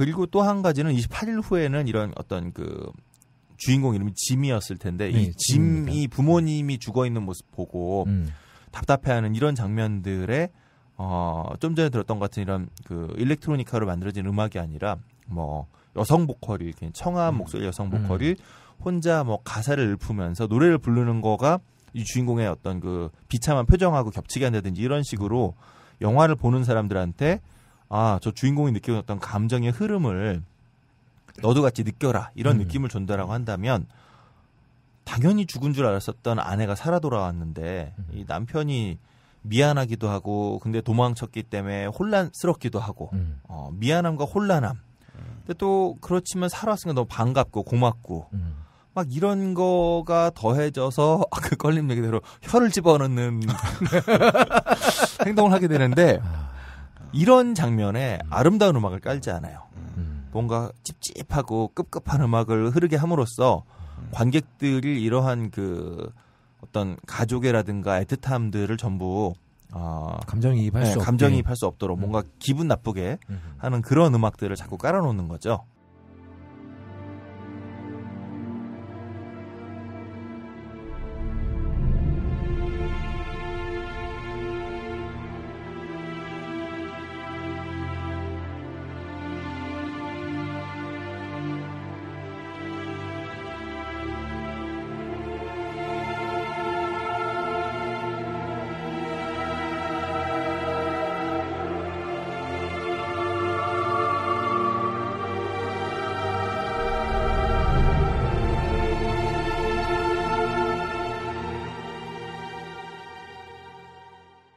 사실 이렇게 공포 영화에서 약간 관객이 감정이입을 할 수 없게 약간 관객을 영화로부터 떨어뜨려 놓는 방법은 크레이지 리메이크판에서도 비슷하게 사용이 됩니다. 여기서도 굉장히 가까이서 땡겨 찍을 수 있는 걸 멀리서 찍어요. 원경으로 찍어가지고 그냥 이 상황을 그냥 바라보게 만드는. 그리고 크레이지에 나왔던 배우 그리고 사일런트 힐에서 주인공 역할이었던 여자 배우의 이름은 라다 미첼입니다. 방금 생각났어요. 그렇습니다. 생각난 건가요? 검색한 건가요? 아니야. 생각났어. 봐봐. 없잖아. 잽싸게. 창을 내셨어요. 자, 어쨌든 이 영화에서 제가 볼 때 이 모든 일들의 시작은 소통의 부재로부터 시작됐다. 그러니까 불통이다. 불통. 네, 그렇죠. 불통이다. 군사 작전을 통해서 사회를 재건시키기로 했다. 이것부터가 좀 문제인 거죠. 그러니까 사회의 재건을 어떤 문제를 해결하는데 군대가 투입되는 건 전 맞다고 생각해요. 걷잡을 수 없는 상태에서인데 재건의 방식을 이런 군대라고 하는 위계 질서와 명령과 소통보다는 명령으로 이루어지는 집단이 사회를 재건키로 했다는 거 이거가 전 좀 문제라 생각이 들고 이 면역력을 가진 보균자의 존재가 발견되었을 때 이걸 비밀로 하지 않았더라면 그러니까 최소한 최고 통수권자가 직접 통제한다고 믿고 있는 수준 안에서뿐만이 아니라 그걸 넘어서서 외부의 의사나 의학 전문가들에게 이러한 사안을 빨리 알리고 공유했더라면 그러면 이 영화에서 벌어진 이런 엄청난 일들 벌어지지 않았겠죠. 우리 각하처럼 원을 더 크게 그렸어야 된다. 그러니까 뭐 가족 공동체의 일부임을 확인하는 방식이 어떤 격리된 채 상황을 관찰해야 되는 뭐 이런 가족 구성원들을 다 뿌리치고 막 만나야만 한다. 이게 아니라 정말로 이러한 상황임을 빨리 이러한 정보를 빨리 공유하고 그래서 오히려 저 가족이 격리된 상태에서 어떻게 진행되는지를 가족이 걱정하면서 함께 이걸 지켜볼 수 있게 해줘야지 막 가서 만나게 한다. 만져야 된다. 그다음에 이러한 그 정보들이 소통되지 않고 가려져 있고 이런 것들 이런 것들이 조금만 더 제대로 소통이 되고 조금만 더 제대로 공유되었더라면 그러면 벌어지지 않았을 일이 28주 후에서 벌어진다는 거죠. 영화 28주 후 얘기인 거예요. 이거는. 예, 말씀하신 건 맥락은 충분히 이해하지만 월드워 Z도 그렇고 상당수 각 국가가 갖고 있는 프로세스 중에 사회 재건에는 모두 군이 투입되긴 해요. 근데 이제 방식의 차이 말고도 네네. 여기서 벌어지는 군사작전의 차이나 이런 부분이 있죠. 그래서 불통이 되고. 그런데 우리 대통령은 아니죠. 그럼요. 뭐 그 생각이 들었어요. 우리 전시적 정권은 우리에게 있지 않으니까요. 우리는 우리가 재건할 수 없어요. 그렇습니다. 거기다 또 이제 이 분노 바이러스 같은 경우에는 일단 발생을 하게 되면 바로 이 감염자들을 빠른 시간 내로 쓸어버려야 되기 때문에 어느 정도 군대가 주둔을 하는 걸 이해를 할 수는 있어요. 하지만 역시 소통이 부족했다는 건 변하지 않죠. 그렇습니다. 그래서 뭐 자기 자신과 자기 주변만 잘 돌보면 착한 사람들이 모여있는 덕분에 런던은 다시 쑥대밭이 되었다 이런 얘기죠. 그 야간 투시경으로 이 세 사람이 피하는 장면이 있어요. 의사와 두 아이들이. 네, 두 아이가요. 근데 거기 그 아이라고 하는데 남자애는 아이인데 딸도 아이예요? 소녀? 소녀에서 처녀로 넘어가는 과정에 있는 아이가 그 아니에요. 나름 그 보면서 정도는 아니고요. 좀 발육이 2차 성징이 빨리 나온 그 중학생 서양 사람이라 정도 그런가? 아닐까. 그래서 난 보면서 제가 왜 애라고 자꾸 나오지? 이러면서 그랬어요. 하여튼 굉장히 매력적인 배우대요, 그분도. 네, 그래요. 그래서 남동생이 더 미워지죠. 여자는 미워할 수 없어. 근데 사실 그 모든 이야기 시작은 또 그 누나 아니야? 그렇죠. 그 엄마가 기억이 안 날 때 그럼 몰래 가서 갔다 올까? 이건 또 누나가 제안을 하니까. 사춘기네 누나가. 그렇죠. 그런 걸로 합시다. 호카이가 딱 보자마자 쏴서 그랬다면 그러면 안 되지만 그랬다면은 뭐 벌어지지 않았을 일이기도 하고요. 참 걱정되는 게 거의 없다님의 이런 본성이 가끔 튀어나올 때. 그러니까 차라리라고 얘기를 했지 않습니까? 차라리. 비조님 얘기하셨지만 영화가 계속 심도를 얕게 해서 사람들을 보게 한다는 정말 근시안적인 시각인 거죠. 그 군인이 정말 자기 스스로 군인 사명을 다했다면 정말 킬했어야지. 그렇지. 차라리 그건 낫죠. 우리는 막 노크도 하기도 하고 대기도 하기도 하고 그러잖아요. 저기 앞에 나타났는데. 프로페셔널한 군인들은 아니니까 우리나라는. 우리나라 군은 굉장히 애틋하다. 굉장히 뭔가 인류애적인 기술. 그렇지. 얼마나 좋아. 막 서로 총 쏘다 귀신하는 것도 아니잖아. 똑똑 계세요. 굉장히 신사적이고. 깰까봐 또 기다려줘. 잠 설칠까봐. 아, 이 양반들이 6시 대학 기상이구나. 뭐 이런 거. 북한도 기상 나쁜 소리 울릴 때까지. 인간애가 좀 가득해요. 형제와 인간애가. 그러게요. 그래, 필요 군대에 있었다는 게. 상대방에 대한 근무 시간 존중해주고. 그러니까 퇴근 이후에 메일 보내지 말자는 거랑 동일한 운동인 거지. 그렇지. 그렇습니다. 참 피아 사이에도 이런 그 아름다운 모습들 참 감동적이네요. 하지만 이런 마음들이 모여서 여전히 통일은 안 되고 있다는 거. 그렇습니다. 네. 그 이렇게 각자가 저는 좀 전에 썼던 야간 투시경으로 지하로 피신해서 옮겨지는 장면에서 그 정말 근시안적인 거잖아요. 야간 투시경 요 야간 투시경 스코프 안에서만 보이기 때문에 정말 맥락이 보이지 않는 그래서 옆에서 뭐가 벌어지는지 모르는 이 장면까지 쫙 더해지면 감독이 하고 싶은 이야기가 아까 말씀드렸던 근시안적인 선함이 더 큰 의미에서의 시스템을 오히려 망가뜨리고 있고 혹은 시스템이 잘못 나가고 있는 것을 통제하거나 견제하거나 이렇지 못하는 상태로 만들어내는 게 아닌가 그런 장면들을 여러 번 보여주고 있다. 그리고 그러한 장면에서 그 나이트워치라고 하는 곡이 흘러요. 야간 투시경으로 보고 있는 장면에서. 근데 이 음악을 들어보면 여러 개의 악기가 나오는데 이게 소리가 겹쳐지기보다 자꾸 툭툭툭 끊어져요. 이것도 역시. 그러면서 이러한 그 단절되어 있지만 서로의 마음은 아름다운데 이게 어떻게 나아가야 될지 모르는 이 아비규환의 상황을 잘 보여준다. 그런 생각이 듭니다.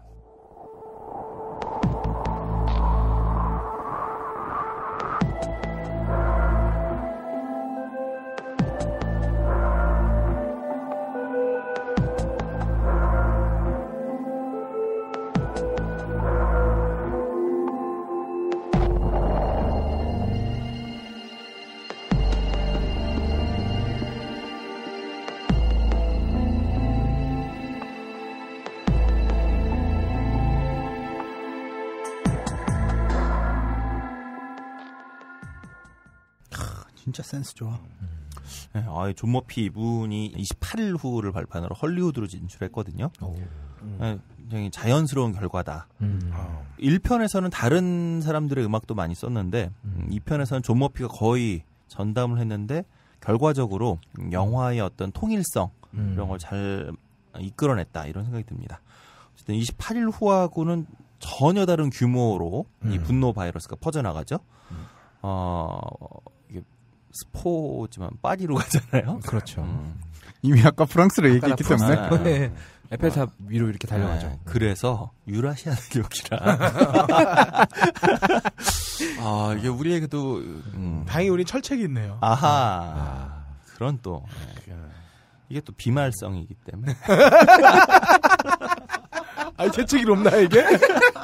이거 재채기, 눈물, 침, 피로 그렇죠. 이게 옵는 거지. 모든 혈액과 체액으로. 이게 공기로 전염되지 않습니다. 그래서 어쨌든 영화 얘기입니다. 28주 후. 이게 바로 그 서남이군요. 어쩌면 이게 영국식 독감이다. 세다. 손을 깨끗이 씻어야 되겠군요. 손을 깨끗이 씻으면 뭐 걸릴 일 없죠. 그래서 어쩌면 내 주변만 바라보는 거, 그리고 나와 내 주변의 아니만 생각하는 거, 이게 이제 우리 모두가 다 그렇게 살고 있는데 이게 합쳐지면 서로가 서로에 대해서 분노를 만들어내는 것일지도 모르겠다는 생각이 좀 들어요. 그래서 잉글랜드를 벗어난 이 세 사람이 맞이하는 것은 또 다른 파국이잖아요. 에펠탑으로 달려가는. 참 우리가 영화 얘기를 2주째 하고 있는데 2주째 계속 영화 같지가 않아서 참 이상한 상황이네요. 자, 어쨌든 잉글랜드를 벗어나서 이제 대륙으로 가. 네, 대륙으로 가는 그 다음 장면이 나오긴 하지만 어쨌든 이렇게 그 영국을 떠나면서 헬리콥터로 영국을 떠나는 장면으로 이제 실질적인 영화가 마무리가 되죠. 그 장면에서 뭔가 안도가 아니라 서늘해지는 음악이 흐릅니다. 그 리빙 잉글랜드를 들으면서 오늘 얘기를 좀 마치죠.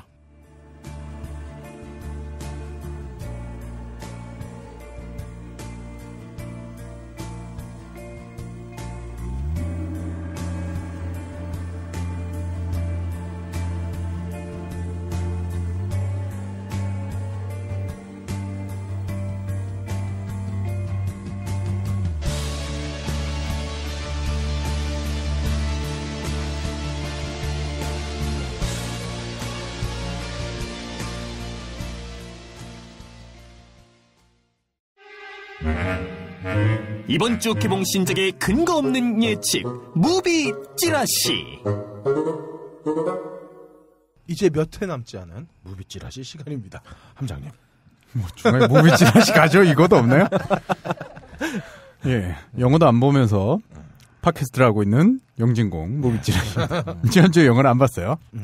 저는 이거를 오늘 오기 전에 영화를 한 5번 보고 왔는데 그나마 제가 제일 많이 준비를 했다. 4주간. 죄송합니다. 예. 저런 뻔뻔함이야말로 영진공을 지금까지 이끌어온 힘이다. 많이 배우세요. 난 계속 지금 업다님이 저 비니를 쓰고 있는데 되게 거슬려져. 비니가 되게 힘들어 보여. 이제 나한테 맞게 늘어나서 괜찮아요. 껄림 티셔츠 늘어난 것처럼. 그랬어요. 그래요. 네. 자, 이번 주에도 4편의 영화를 골라봤는데요. 첫 번째 영화 소수의견. 소설을 원작으로 했지만 용산 참사를 소재로 배경을 부가현동으로 돌려서 그린 이야기입니다. 강제 철거 현장에서 16살 아들을 잃고 경찰을 죽인 현행범으로 아버지가 체포돼요. 이 변호를 국선 변호사가 맡게 되죠. 그리고 이 아버지는 자신의 아들을 죽인 건 철거 용역 깡패가 아니라 경찰이라고 주장하고 그리고 이 경찰을 죽이게 된 거는 정당방위에 대한 무죄를 주장합니다. 근데 변호사가 국선이야. 게다가 검찰은 왠지 깨름칙하게 접근하고 경찰 기록도 차단되고 이 국선 변호사가 뭔가 좀 깨름칙해서 선배인 이혼 전문 변호사에게 도움을 요청합니다. 이혼 전문을. 그리고 국민참여재판에다가 100원짜리 국가배상 청구 소송을 한다는 얘기입니다. 신업 기대치는 3점이에요. 오, 많이 주셨네. 그 구다이프 보면 이혼 전문 변호사가 상당히 능력이 좋아요. 능력이 좋을수록 돈을 많이 버니까. 그렇죠. 자, 감독은 김성재라고 이번 영화 감독 데뷔작이에요. 그러나 영화고른 눈이 있으신지 기록에 의하면 간첩 리철진이랑 죽거나 혹은 나쁘거나 피도 눈물도 없이 이 세 편의 영화의 제작을 담당했네요. 뭐 그렇다 하더라도 영화를 잘 뽑았을지는 좀 의문이므로 기대치는 1점. 시사회는 평가가 되게 좋았어요. 아, 그래요. 자, 배우진이 좋아요. 윤계상이 주인공인 국선 변호사. 뭐 윤계상에 크게 기대하지는 않지만 김옥빈이 사건을 파헤치는 기자. 아, 저 김옥빈 좋아합니다. 기대됩니다. 그리고 유해진이 도움을 주는 이혼 전문 변호사. 왠지 유해진은 이혼 전문 변호사보다는 뚜쟁이가 어울리는데. 네. 그렇습니다. 네. 그리고 이경영 아저씨. 충무로 공무원이라고요? 아, 그렇죠. 그렇죠. 얼마 전에 임장이기도 하고. 엊그저께 왜 지난주에 이경영 씨랑 송영창 씨 두 분이 지분을 나눠 먹고 있다. 그 한국 영화의 어떤 와이프가 이제 저랑 같이 일하시는 성우분이세요. 그래서 요즘 충무를 반씩 나눠 먹고 있지 않느냐, 축하한다. 술 먹는 자리에서. 그러니까 야, 15년 전 가격이야 그러더라고. 그래서 싸대요. 그래서 되게 뭐라 그럴까. 염가 판매하고 자기 전성기보다 못하다고. 그래서 여러 군데를 가실 수밖에 없는. 생존을 위해서는 대한민국 전체가 그래요. 대한민국 전체가 15년 전에 대기업 대졸자 연봉 초봉이랑 지금이랑 크게 다르지 않아요. 진짜 슬프다. 그러네요. 자, 아무튼 이경영 아저씨가 16살 죽은 아이의 아버지, 김의성 아저씨가 검사, 권혜효 아저씨가 판사, 경찰의 아버지가 장광 아저씨. 이건 뭐 정말 화려합니다. 기대치 3점. 장광 선배님은 되게 좋은 기획사를 얻었다. 합계 7점입니다. 윤계상이 걸립니다. 윤계상 괜찮습니다. 난 괜찮던데? 배우 연기 잘합니다. 이 배우가 보기보다 연기를 잘한다는 건 저 동의를 하는데. 잘생겼어요? 모두 망해서. 왜 김강우랑 비슷한 케이스죠. 필모는 굉장히 긴데 기억난 영화는 없는. 그래서 이 작품 좀 묻히지 않고 잘 됐으면 좋겠네요. 근데 이 친구도 생각보다 그러니까 작품들이 영화가 안 좋았다라기보다 그러니까 그렇죠. 흥행하지 아니었다. 않을 것 같은 영화들을 고른다는 생각이 좀 들어요. 소수 의견도 이거 개봉 못할 뻔했거든요. 잘 되길 바랍니다. 잘 되길 바랍니다. 그러면 자, 나의 절친 악당들. 가방을 들고 튀는 영화는 별로 기대되지 않아요. 그 가방에 뭐가 들었든지 알 바는 아닌데 어쨌든 남자에게 지령이 떨어집니다. 감시하는 차량의 이동 라인을 완벽하게 파악해서 상세하게 보고하라는 거죠. 그런데 추적하던 차가 대형 트럭과 충돌해버립니다. 가장 먼저 도착해야 먹고 사는 레카차 운전자가 이 사고 현장에 도착하는데 레카차 운전자가 여성이야. 그것도 이뻐. 고준이잖아요. 네. 여기서부터 이 영화는 리얼리티는 포기를 했다. 포기한 거지. 버렸다 완전히. 아니 여자 이쁜 운전사. 아니 제 얘기는 그러니까 이분이 제일 먼저 빨리 왔다? 몰라요. 그래. 뭔가 말이 안 돼 보여 나는. 아니 사고 났을 때 레카차 운전자가 제일 빨리 와요. 정말 빨리 와요. 그래요? 왜 그런 만화 있잖아요. 달에 탐사선이 가서 탐사선이 사고가 나니까 레카차가 레카차가 제일 먼저 가는 거야. 제일 빠르죠. 왜냐면 그래서 레카차끼리 되게 경쟁도 심해가지고 거의 사고 나면 무부천지로 운전하고 그런 게 많아요. 그러면 그러다 사고 날 수도 있지 않아요? 장난 아닙니다. 이 사람들은 운전은. 굉장히 베테랑들이라. 뭐 아무튼 이 여성이 반파된 차량 뒷좌석에서 수상한 가방을 발견했는데 감시하던 남자와 이 가방의 내용물을 나눠 갖기로 합니다. 뭐야 이거 캐릭터만 신선한지 너무 뻔해. 당연히 그 가방 노리던 작자들에게 쫓기겠지. 기대치 1점.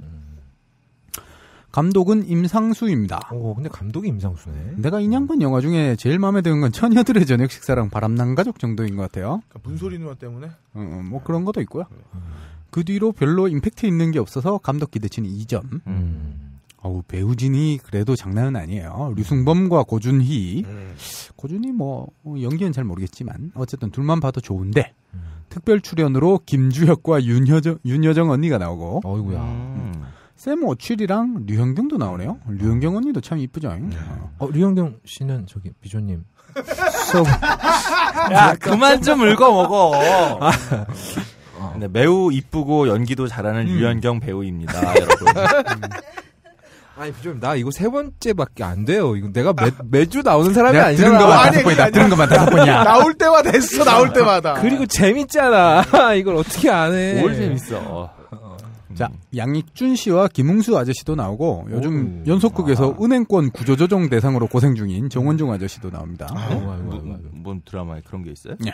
화려하고 화려합니다. 배우 기대치는 3점, 합계 6점입니다. 양익준 씨는 그러면 뭐 똥파리 같은 건달로 떠나나요? 비슷하지 않을까요? 하여튼 건달역에는 내가 볼 때 대한민국 리얼리티가 최고다 이분이. 그렇죠. 자, 세 번째 영화 없다 2. 네, 19금 테드 2가 나왔습니다. 꼭 보겠습니다. 별로 소개할 생각은 없었으나 없다님이 나와서 소개해드리고요. 테드 속편이 돌아왔어요. 개인적으로 되게 재밌게 봤어요. 1편. 테드가 인간이 아니라 물건이라는 법원의 판결로 인해서 테드가 빡쳤습니다. 이거야. 그래서 자신의 인권을 입증하기 위해 승률 99.8%의 변호사를 찾아간다는 얘기입니다. 법정물이 되는 건가요? 이 편은 기대치는 적당히 2점. 감독은 당연히 19금 테드와 밀리언 웨이즈를 만든 세스 맥팔레인. 기대치는 2점 초과해서 줄 수가 없어요, 제가. 왜냐하면 이 양반이 감독한 모든 영화의 주인공은 자신입니다. 그럼요. 자신의 욕망에 충실한 감독이네요. 한마디로 주인공 테드의 목소리가 세스 맥팔레인인 거죠. 하지만 이번 출연진은 화려해요. 마크 월버그는 그대로 나온다지만 승률 99.8% 변호사가 바로 아만다 사이프리드예요. 그거 봐야 되는 겁니다. 이런 거. 봐야 되는 겁니다. 이건 정말. 테드와 아만다라니. 이건 감독의 욕망이 발동된 거라고 생각하고. 게다가 리암 니슨 아저씨랑 모건 프리먼 아저씨도 나와요. 배우 기대치 3점, 합계 7점입니다. 멋있다. 내가 볼 때 어퓨 굿맨보다 잘 나올 것 같다. 거의 제가 볼 때는 이 19금 테드는 조셉 골든 레빗의 그 영화 뭐였죠? 왜 비디오 보는 맞아. 포르노 중독. 저 스칼렛 요한슨도 나오죠. 네. 거의 그 영화와 대등한 어떤 감독의 욕망의 재현이다. 이런 생각이 드네요. 그래요. 그거는 조셉 골든 레빗이 직접 감독을 했잖아요. 그래서 감독하고 주연하고. 그렇죠. 섹스 중독자인데 상대 역으로 스칼렛 요한슨을 캐스팅했죠. 뭐 농담 삼아 하는 얘기요. 팬들이 오해할까봐. 조셉 고든 레빗이 자신이 섹스 중독자인 것을 감추고도 충분히 할 수 있기 때문에 그 영화를 만든 게 아닐까. 그래요. 무슨 의미인지는 잘 모르겠네요. 재미없네요. 잘 모르겠습니다만. 왠지 농담한다고 할 때부터 약간 예감이 불길했어요. 네 번째 영화. 연평해전. 드디어. 뭐 이 영화에 대해서 보시라고 얘기해서 이걸 소개해드린 건 아니에요. 이 영화의 제작 의도에 대해서 왈가왈부할 사람 많겠습니다만, 그리고 이 영화의 존재 자체를 악용하는 사람도 많겠습니다만, 여러분들이 알고 있는 맨날 삽질하고 어찌 보면 무의미한 날들을 보내고 있다는 군인들이 실제로는 단 한 번 있을 수 있는 사고를 위해 어떻게 살아가고 있는지 한 번쯤 생각해 보셨으면 해서 이 영화를 말씀드립니다. 물론 전 군대 문화가 사회에 전파되는 건 무척 싫어합니다. 대부분 이제 한국 남자들은 육군을 가니까 군대의 경험들이 휴가 나와서 친구들을 통해 자꾸 전파되고 후배들에게 전파하고 이런 거 되게 웃긴 거예요. 특히 가끔 여대에서 군기 관련 기사가 뭐 얼차려졌는데 이런 얘기가 나오면 정말 저는 비웃을 수밖에 없어요. 최근에 지드래곤과 손석희 아저씨 인터뷰에서 손석희 아저씨가 간만에 조언을 하던데 꼰대처럼 지드래곤이 자신은 뭔가 좀 사람들에게 일탈의 이미지로 비춰지고 자신도 좀 그런 걸 벗어나가고 싶어 한다고 그랬더니 손석희 아저씨가 군대 다녀와서도 그 정신 잃지 말라고 얘기를 하시는 거 봤는데 제발 군대 다녀와야 사람 된다는 이야기가 여성분들의 입에서 나오지 않았으면 좋겠어요. 특히 군대 다녀온 남자가 사람이 되는 건 이제 취업하면 뭐 하지 하고 생계 고민을 하면서 철 들어가는 거지 군대에서 사람 만들어주는 거 아닙니다. 뒤집어서 얘기하면 군대 가기 전에 남자는 자신이 어차피 무슨 짓을 해도 군대를 가야 되기 때문에 삶에 의욕이 없는 걸 수도 있어요. 그리고 손석희 아저씨가 YG를 너무 우습게 봤어요. G드래곤이 군대를 갈 거라고 생각하는 게.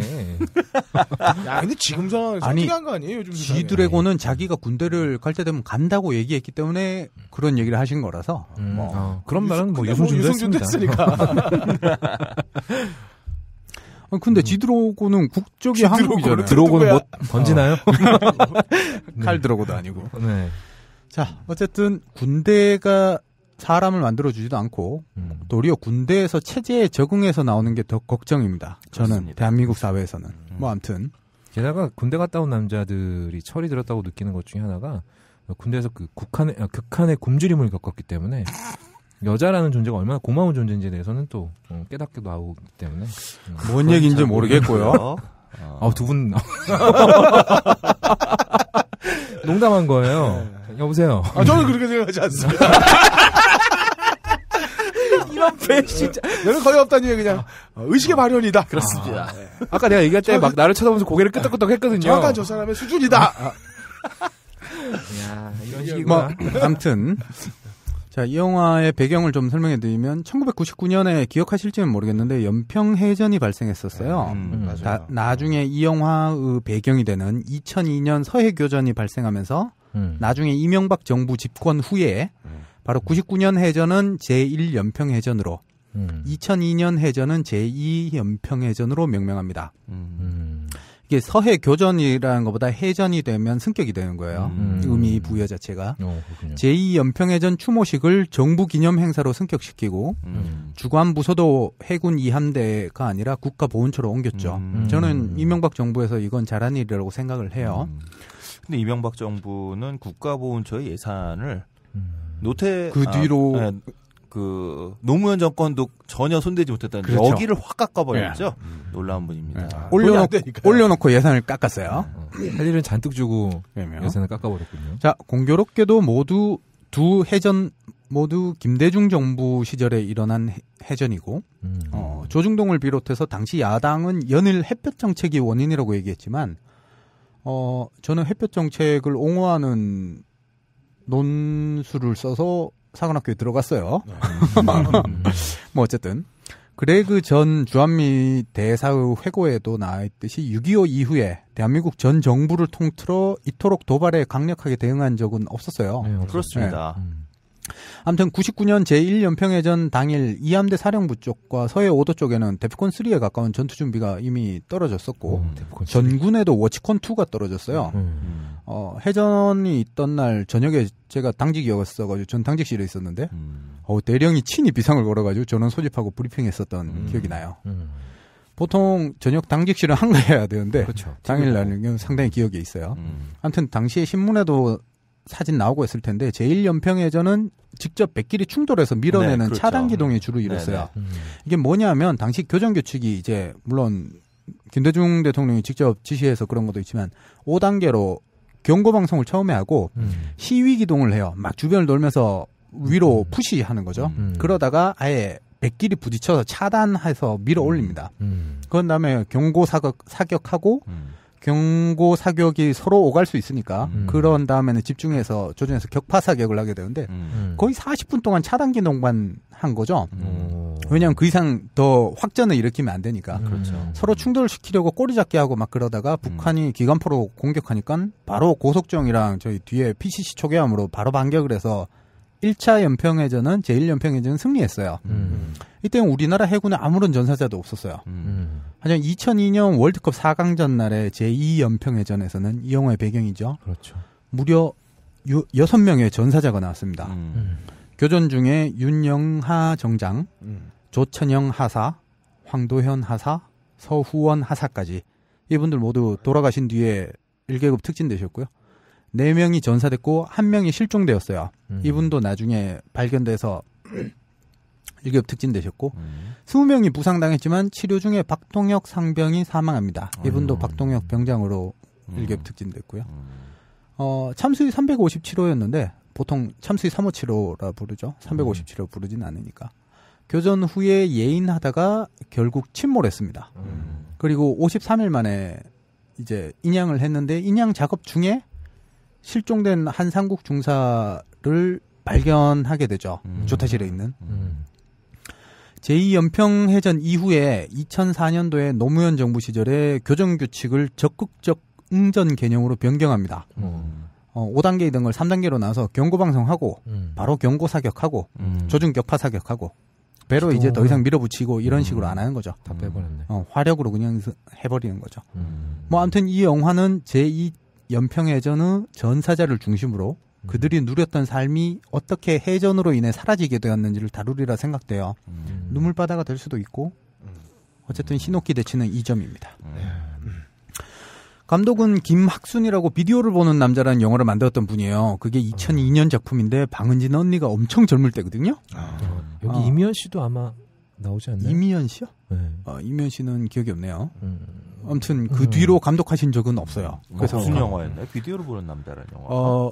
비디오 렌탈샵의 주인공이 남자 주인공인데 자기 그 비디오 수거함 있잖아요. 네네. 돌려주는데 그리고 비디오 수거되고 뭐 그리고 연서들이 들어오는데 아. 방은진의 제 기억이 맞다면 방은진의 그 은밀한 비디오가 잘못 들어온 거죠. 뭐 어쨌든 별로 재미는 없었지만 좀 담백했던 영화.